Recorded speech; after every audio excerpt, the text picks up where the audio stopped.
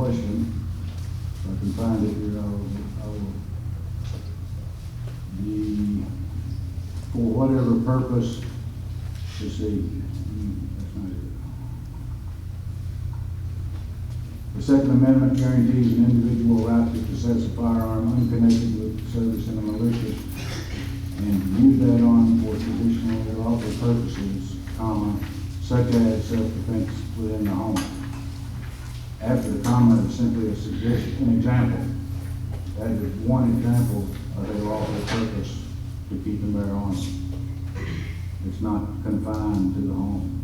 It also applies outside the home. So it is a sound, constitutionally sound, but that is an example only, okay? Thank you.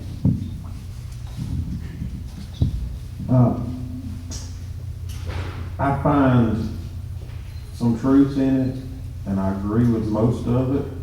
There is some of it I do not agree. I have to agree with Gary on that. My understanding on that court case, it was District of Columbia versus Heller. You can research that. Our government, some of our people, had to do with public housing. People weren't allowed to even have a firearm in their home if they lived in public housing. Just kind of cleared that up. The Second Amendment was listed as a well-regulated militia being necessary to the security of a free state. The right of the people to keep and bear arms shall not be infringed. Personally, I always believed that to not be infringed means leave it alone completely. And thanks to being requested at this debate, I did a little bit more looking into that word infringed. And it says, Merriam-Webster says to do something that does not obey or follow a rule or law, to wrongly limit or restrict something such as other person's rights. Our government lists, the government we have is our people, that represents our people. For the most part, we believe they intentionally do not try to wrong us. For that reason, it does leave an open question about all of our rights, not just Second Amendment. We were afraid of our own government when we created it, but we were much more afraid of the governments that our forefathers had left. By including this in this document, they wanted to make sure that we could protect ourselves at all times against an invasion of another country. If our guns are at home and we're 90 miles away on a business trip for half a day's time, now this day and time, the way transportation is, we can be home in that period of time. But what if we're in Birmingham, Alabama, and we're invaded by another country and they decide to drop people in where, I mean, it's a far-fetched idea, but the idea is you have the right to bear arms to protect yourself in the state. If you're separated from your arms for any period of time by the government, then you're being infringed on your right to do that. That's my opinion.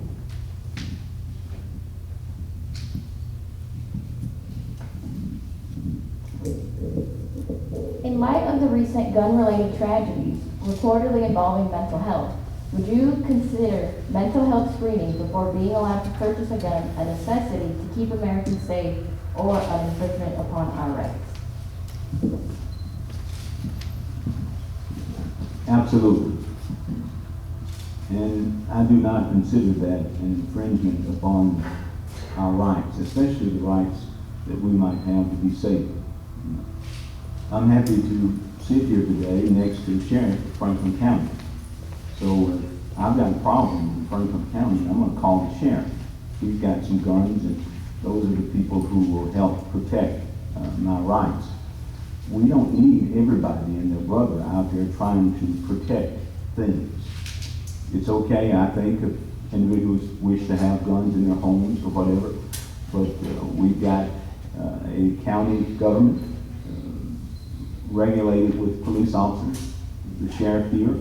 There's the Phil Campbell Police Department. They are another layer there that helps to protect us if we have problems. When we talk about the concept of mental health, I indicated that yes, I would be in favor of those individuals basically being evaluated to see. We evaluate people all the time for all sorts of things. We don't allow just anybody to go out and operate an automobile. We have them undergo a test, and then there's a practice session for them that they have to complete. And let's just think about the things that we have regulated. We can't just do whatever we wish to do, right? That might be lawful to us, because we are part of a collective. We are individuals, but I can't just do whatever I want to do because I have to take into account other people's situations there. And as it relates to mental health, those of you who sit in my class, you know that I've said that in every 24-hour period, there's about a 15-minute window where all of us are mentally ill. In every 24-hour period. And then let's say you roll that 15-minute window over, like we do cell phone minutes or something. Imagine in a month, how mentally ill are we? We're in pretty bad shape. And we know that at any given time, about 20% of the population of this country would be, I'd say, suffering from some type of mental identifiable disorder.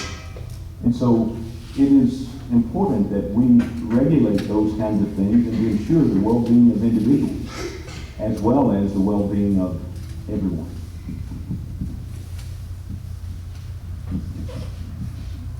Well, I believe that yes, it would be a good idea in some cases, but the problem I think that we would run into is I believe people would go around that issue. They would go around it, they would buy guns on a black market, as you may call it, a flea market or something of that nature. And they would get to the point that they would just not go the legal way of purchasing it. And that's that way with everything. But I do believe that if someone who's going to carry a gun or with anticipation to use it in some situations, they need to be mentally, physically prepared to use it.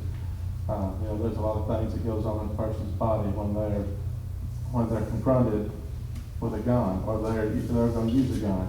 And I think they need to be mentally prepared to use it.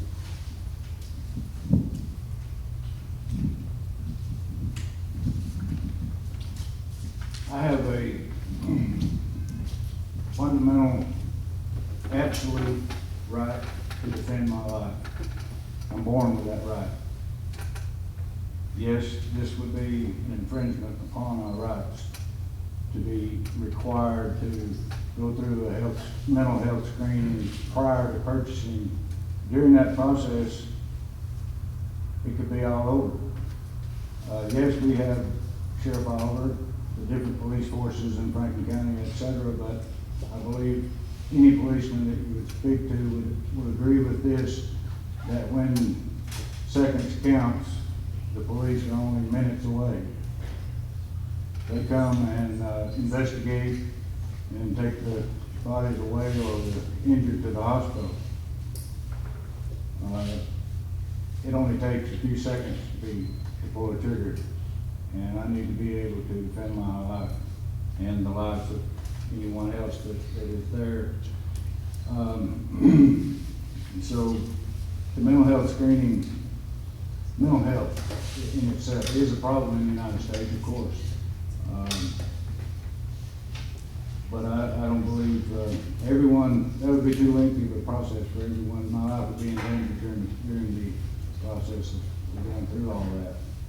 So yes, it's absolutely an infringement upon my fundamental absolute rights to defend myself. The question was, do I agree with that? My answer is absolutely not. It leads into so much interpretation if we start trying to decide who is mentally ill and who isn't. We are innocent until proven guilty, and in my opinion, we should be considered healthy, mentally healthy until proven otherwise. The Fourth Amendment ensures that we are secure not only in our persons, houses, paper, but also in the effects of it. We are secure until we've been proven that we're not. The interpretation, most people, it's a well-known fact that in our country today, that antidepressants are the most prescribed medication out there. Until we prove, and actually where the law reads, you have to be put into a mental institution. You have to be put in there, not just willingly go in. If you willingly go in, does that not mean that you've got a little bit of common sense about yourself deep down that decides that you know what's right and what's wrong and what you need? That's the way our law reads today. I believe it's already, what we have works as the best it can. Any other means of gun control is going to take the gun out of the citizen that has the right to bear arms and has the right to protect himself. So again, I absolutely do not agree with that.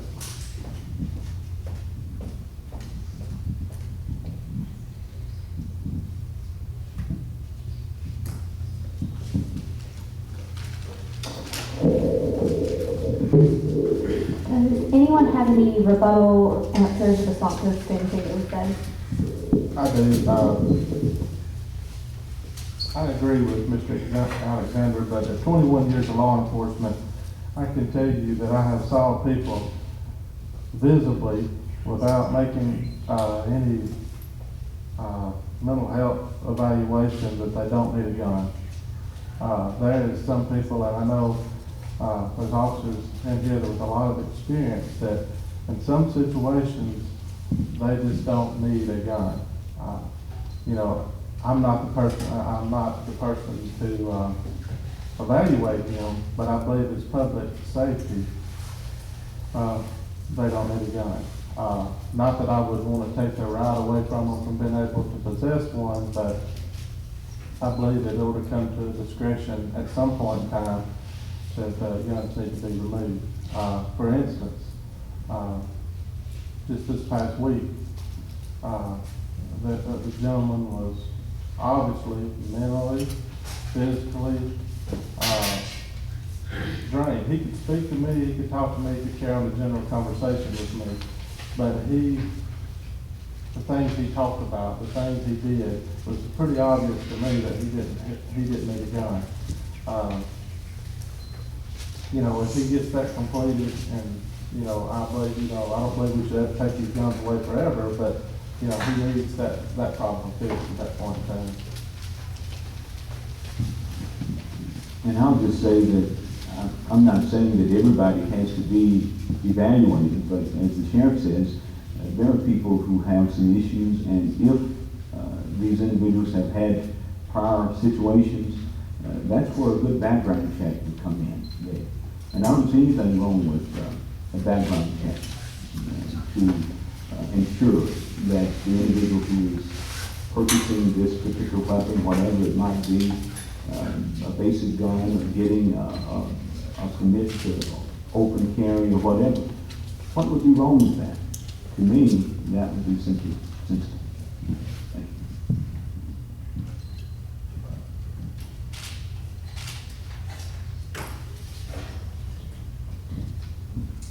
Okay. This question is directed towards Mr. Brackens, because he's a psychology teacher. Can being mentally unstable affect you enough to make you use a weapon in the wrong way? If so, why does it make people this way? Well, that is a $1 million question there. Let me say that we all have the basic body morphism. And there's something called emotions. This is something that we have from the beginning. It was designed to protect us back during the caveman era. But it doesn't function very well today. Back in the old days there, we had a problem, we did one or two things. We ran away, or we fought it. Now, we have so many things that are impacting us that we can't fight. You have situations now, and I can remember being in high school, and I graduated in 1976, if that tells you something. The first year of BOAG, we almost always made a gun rack. And boys who had vehicles, they had trucks, they hung their guns in the back of their truck. And we'd go out during break and we'd look at the gun. We'd talk about it, examine it, and all that stuff. Nobody stole anything, nobody got a gun. If there was some disagreement, no one went for a gun or anything. Our society is much more complex now. We are impinged by so many different things that our emotional state sometimes, we're just shocked. We have people that become so overwhelming.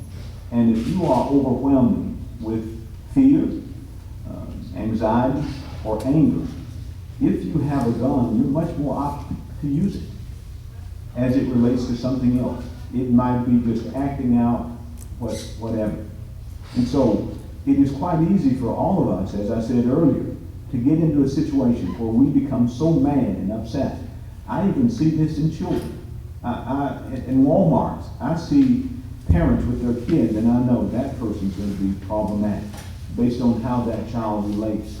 When you have a child that turns around and says some ugly something to a parent and is just mad and fuming and hits the wall and all of those things, you've got somebody who potentially is going to cause some problems. But let me explain something else to that. Also, we have individuals. About 80% of individuals who have altercations with other people, they know each other. And there's some kind of beef that has taken place or whatnot. Look at individuals getting angry there. When you talk about violence on the highway there are people that have basically had an altercation on the highway, didn't even know each other. Have a gun, guess what? You're going to use it. And at that particular time, most people are insane. And it's easy that we fluctuate back and forth from the standpoint of individualism on one hand, insanity on the other. And you can go like that with the snap of a finger and have those things occur. Some of us have weaker constitutions than others, and therefore, as a result of a weak constitution and things going wrong in your life over and over, day after day, and you get to the point to where not only are you wanting to take your life, imagine what these shooters are doing that we read about. They not only want to take their lives, they want to take someone else with them. And that's something that is so easy to do. We won't solve the problem by having a certain amount of control, but I think we will save some lives and hopefully be better off doing so. Thank you. This is a counter argument. I believe the key word in this is weapon. It doesn't say anything about a gun.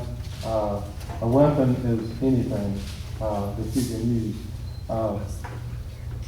Knife, baseball bat, hammer, anything can be used in this situation. I agree with what he's saying, but if somebody has a lapse of being sane for just a few minutes, they get mad at their neighbors, and that happens, they can use anything. And I think the mainstream media blows guns out of proportion sometimes and makes it sound like the guns are doing the killing.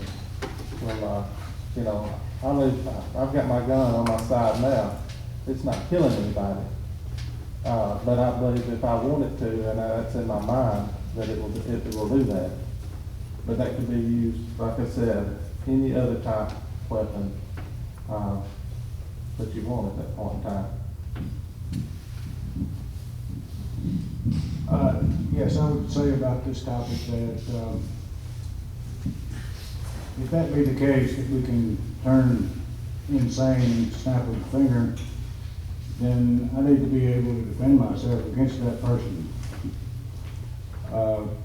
We could come up with all types of scenarios where the bad guy or where the person that is mentally challenged, that's a politically correct term, I don't usually try to use those. But regardless, we could come up with all these scenarios and even then, I still have an absolute fundamental right to self-defense. My right to life overrides any of that.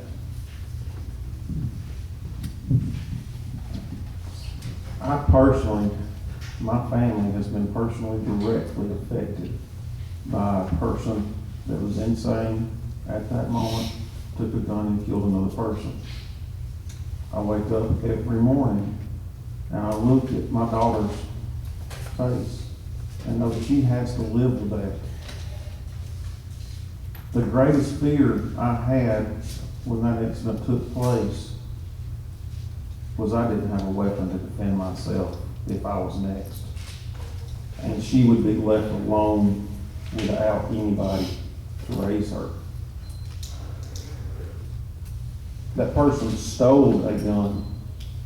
They walked into a police department unknowingly and stole that firearm and done that.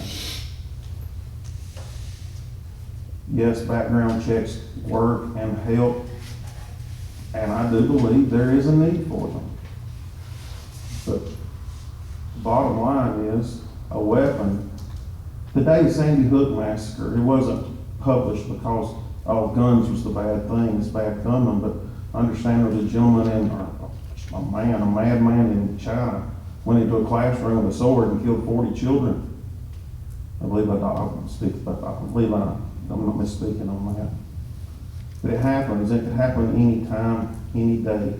I work for a police department. I dispatch. I have spoke to people on the phone that wanted a police officer. And before the officer could get to their house, they were laying dead because somebody had shot them. I've lived that. I know it happens. And my personal opinion on this matter is it's deep inside me because of that. I believe in personal responsibility. You make the decision what you can do and what you can handle. If you know that you're the type of person that's going to fly off the handle and possibly do something wrong, then you have that personal responsibility to not carry a firearm. But if you choose to ignore that personal responsibility that you have, that God gave you, not just me, not just that person, He gave it to everyone. You have that personal responsibility to know what your limitations are. If you choose to ignore that and act out in a way that's going to end someone else's life, I pray to God it's not me that I have to be the one to do it, because I'm going to protect myself so my kids can see me every day and home my children, and they can call me daddy and know that I'm always there to defend them. Thank you. Now, this question will be directed at Ron, and it'll work its way down the table from there. Why does it appear that most mass shootings are usually located in gun-free zones? And do y'all think gun-free zones are effective? Please elaborate. I'll get my notes because I get very emotional thinking about things like this. In a gun-free zone, as in what I guess today we're in, there's nothing stopping someone from outside walking in and ending my life, any of our lives, even y'all's life. It can happen at any time. And a gun-free zone strictly states to the bad person, the person that's going to do ill will towards another, there's nobody in there that can shoot back and defend themselves. It's like shooting fish in a barrel. Every one of these shootings, almost every one anyway, that we've had, the media publicized, has happened in gun-free zones where there was no one there to defend themselves. Here's the problem, it's our media.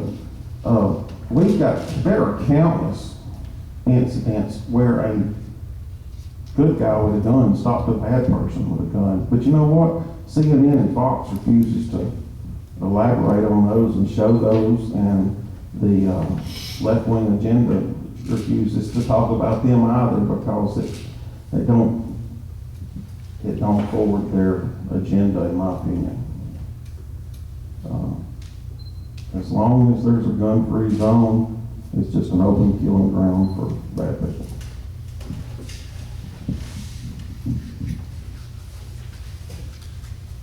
Gun-free zones are exactly like Ron explained it just now.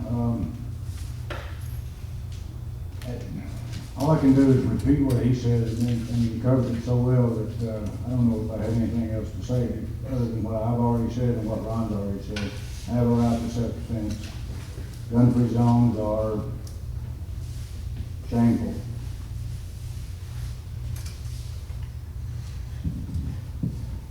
Well, the question is, why does it appear that most mass shootings occur in gun-free zones? And I believe it's because of the amount of people that's there at one time.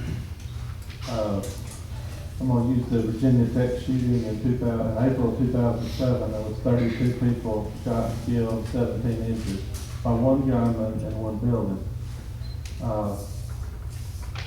You know, I believe it all boils down to the amount of people there at one time.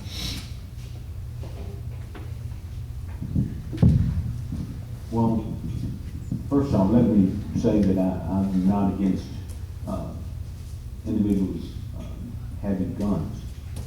But I think sometimes we have a situation there where we say we don't want any gun-free zones. One of the things that we're doing is we're kind of teaching fear.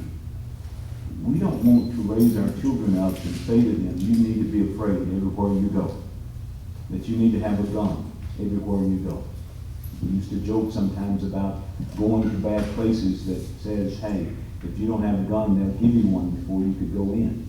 We don't need to create that kind of situation in our environment. And let me say this. If someone wanted to do you harm, there would be absolutely nothing you could do about it.